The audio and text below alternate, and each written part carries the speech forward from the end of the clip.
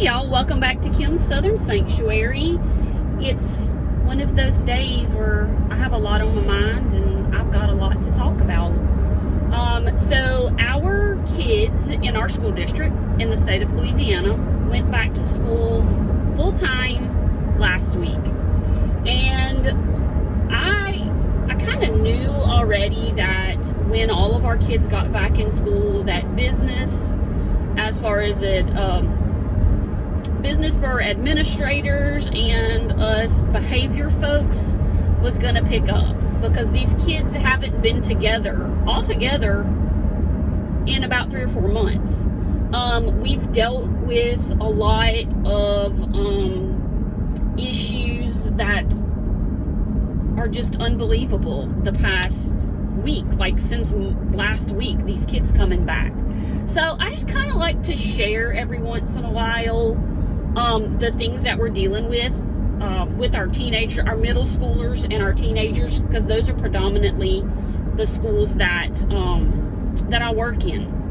And then in reflecting in all the things that I've dealt with over the past week, a lot of it boils down to one thing. And that one thing is the lack of parent presence in these child's lives. Now, am I saying that these parents are not good parents? No, that's not what I'm saying.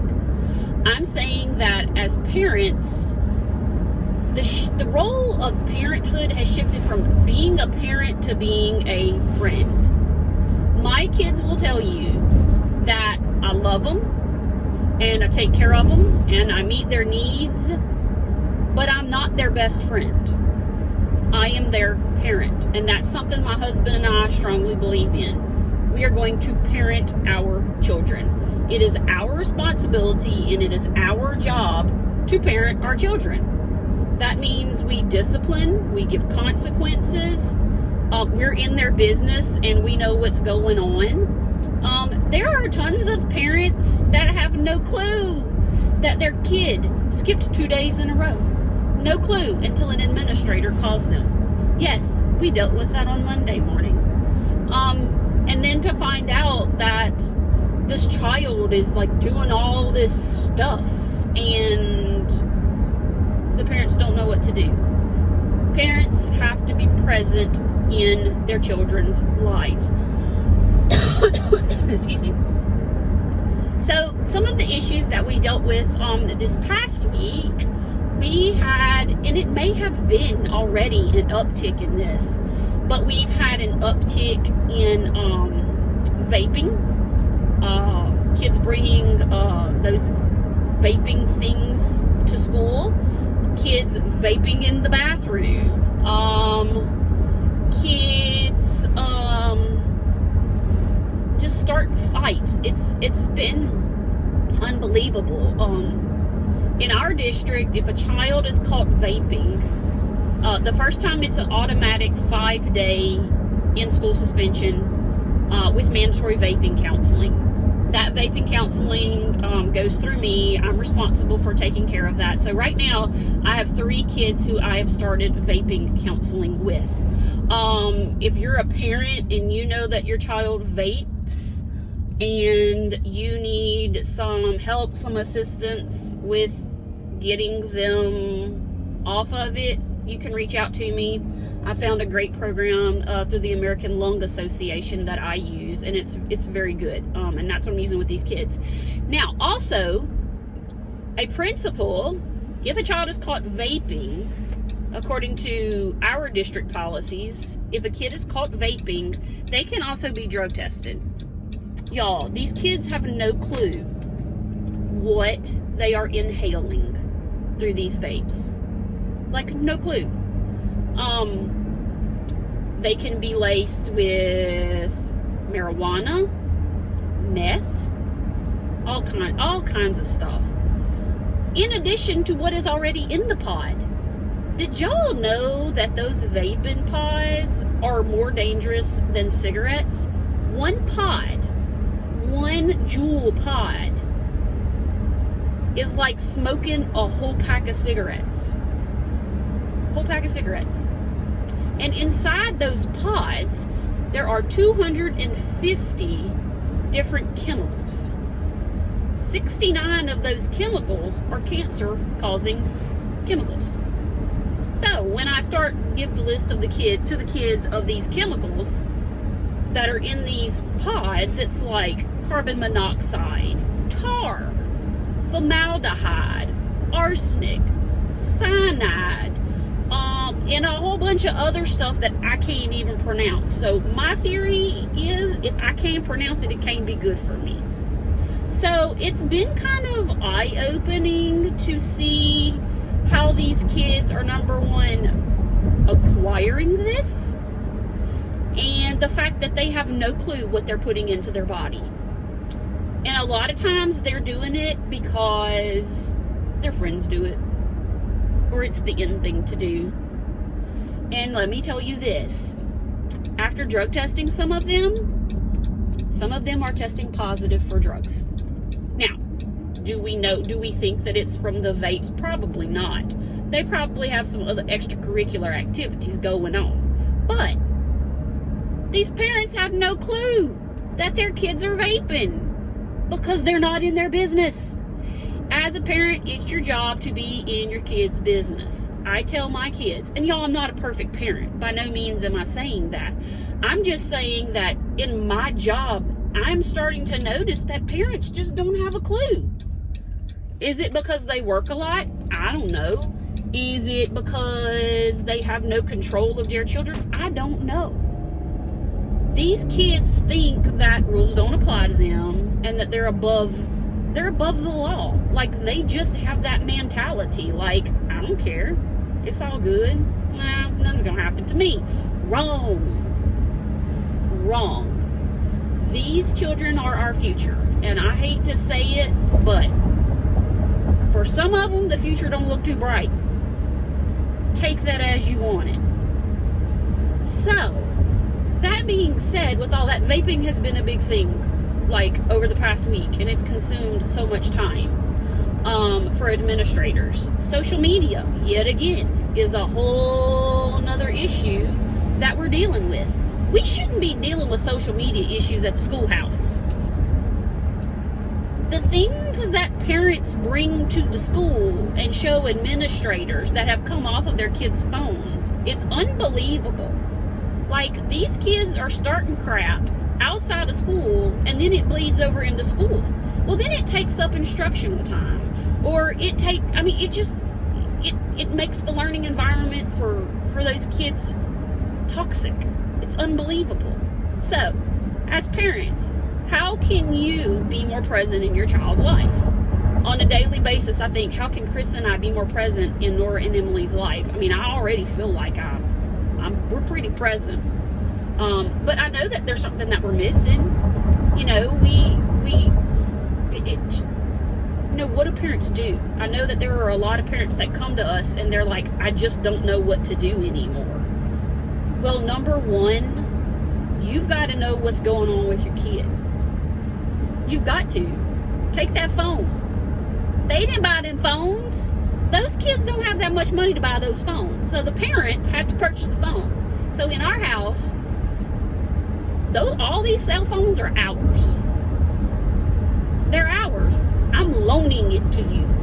I am loaning it to you to borrow. I pay the bill. We bought the phone. It's not yours. It's mine. So once or twice a week, I take those phones up and I go through them. I go through every text message. I go through every email. Now, our kids don't have social media. So that's not something we allow yet. I go through their YouTube history.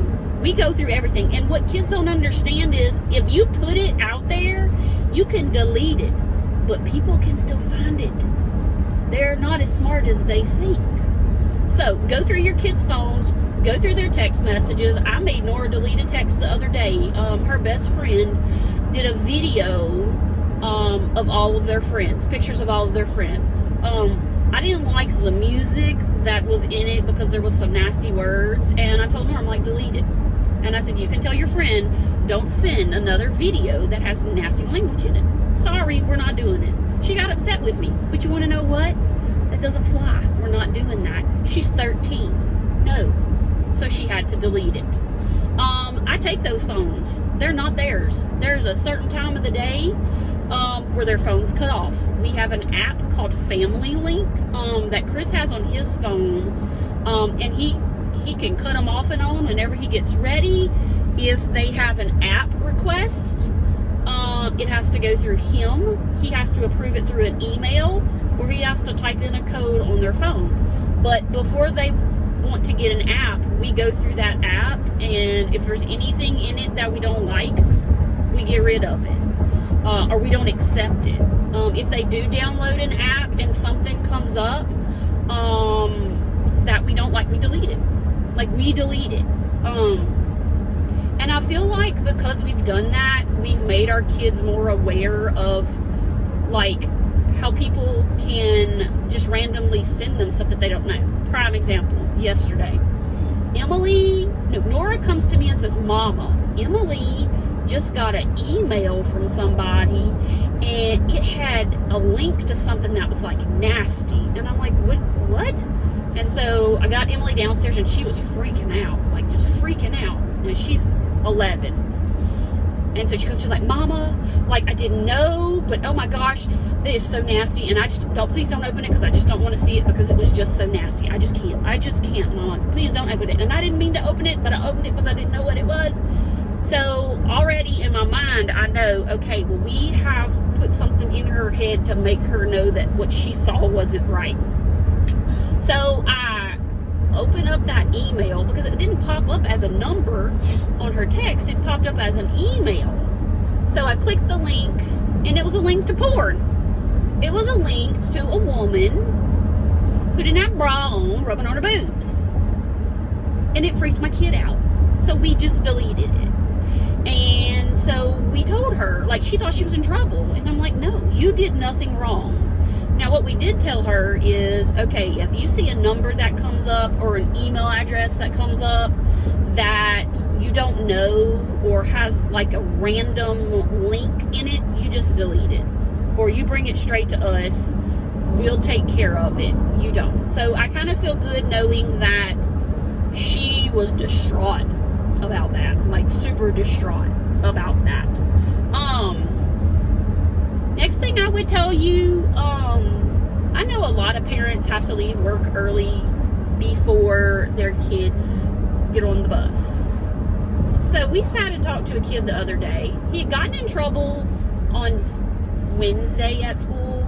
So to try to avoid a punishment or a consequence at school, he decided that he was going to skip on Thursday and Friday.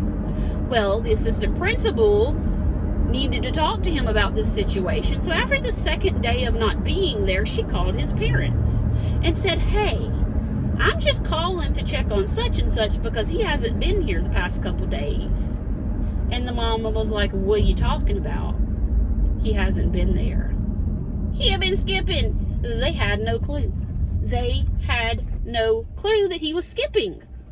And so when we sat down and we talked to this child, we were like, I was like, how did you skip? Were they not at home? He said, well, I catch my bus on the street, or I catch my bus at the end of our street.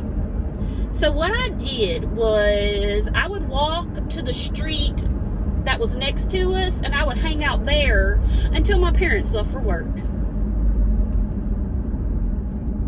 And they just had no clue. And then he would go back home. So if you don't have a phone tracker on your phone to track your children, you need to get an app that will tell you where your kids' phones are. See, this is a great way. I'm sharing some secrets with y'all. Family Link that we use for the kids' phones tells us exactly where their phones are. You can get the Find Me app for Apple, and you can find them. My sister has it on all her kids' phones, and at any point in time, she can pop it up and she can tell where Natalie's at, which Natalie's hardly ever anywhere other than her, but like, you can track your kids. There are parents who are letting their children who are 14 years old hang out with 18-year-olds, and they go out. 14. Well, guess what? When they go out, you want to know what they're doing? They're drinking, they're vaping, and they're smoking weed. That's what these kids are doing when they go out. Parents have no clue who their children are hanging with. So my next tip to you is know your kids' children. Find out who they are. If you got to go Facebook stalk them, or Instagram stalk them, or Snapchat, go stalk them. Find out who your kids are hanging with. Oh, and FYI, if your kids have social media, more than likely they have 2 different accounts. They have the account that they tell you about, where it's all clean and pretty and everything's good, but then there's an alternate account. There's an alternate account where they're posting all kinds of stuff. I encountered a child the other day who has 3,000 Instagram followers, and she's 14. She told me, well, I'm kind of famous on Instagram. I said, what you mean you kind of famous on Instagram? Well, I have like 3,000 followers. The girl got 3,000 followers on Instagram. I said, baby, what do you post like on there? Just pictures of myself. Well, guess what? I think it's pictures that maybe she don't need to post. So, I'm telling you, dig into what your children are doing. I know we all want to trust our children. And I know that we think that life will be hard on us as parents if we get in our children's business. But guess what? They belong to you. You raise them. You feed them. You provide them with everything they need and more. You have the right as parents to be present. You have the right as parents to know what's going on in your child's life. Don't be afraid to take the phone. It's yours. They don't need it. If something happens to them at school, the schoolhouse has a phone. They'll call you. They don't have to have all these things. They don't have to go out. They're 13 and 14 and 12 years old. Parents, we've got to get a grip on our kids. All this stuff we're seeing on the media about these mass shootings and these people who are setting up autonomous zones and rioting and things like that. I'm going to tell you, if we look back at these kids' historical history, we're going to find out that maybe their upbringing had part of what to do with what's going on. I'm not saying everybody, but let's look at kids who are coming and living in unstable homes. Let's look at what they dabbled into when they were junior high school. It's our job as parents and even as educators to do what's best for these children. I go in with the mentality that I want to try to save them all. And I do everything that I possibly can with these kids to try to get them to understand that the choices that they make now as 11-year-olds, 12-year-olds, teenagers are going to affect them for the rest of their lives. They don't see the big picture. We see the big picture as parents and as educators because a lot of us have lived it, or a lot of us have lived with someone in our family who have made bad choices in the past, and now they're suffering the consequences now. We've got to get our kids to understand that their actions will result in some horrible consequences for them. So, that being said, I just pulled in the school parking lot. I gotta go do some vaping counseling this morning. If you have any questions, you have any comments, you know that you can always message me. You can follow me on Instagram. I'll leave all that information below. I've got other videos that I will link down below where I talk about education. These are not my most popular videos. I don't do these for high views. I do these to spread awareness to any parent or educator or just any person that wants to be aware of what's going on in our kids' life. We need to be aware of what's going on with our kids. We need to be present in our children's lives. And And even if you encounter a child that's not yours and you feel like you can help them, be present. It might be a niece. It might be a cousin. It might be your neighbor. Every kid needs somebody. They need somebody that they can rely on. They need somebody that they could go talk to, because sometimes kids can't go talk to their parents. Parents don't know how to help them. Therefore, they just can't. Or they're in a situation where they don't trust their parents. I mean, I've had several kids say, Miss Kim, I can't trust my parents. I can't trust my mama. Therefore, I can't talk to her. So, if you could be the bright spot in a kid's life, be it. Please be it. That being said, we're going to end this here. I hope y'all have a great day. We'll see y'all later.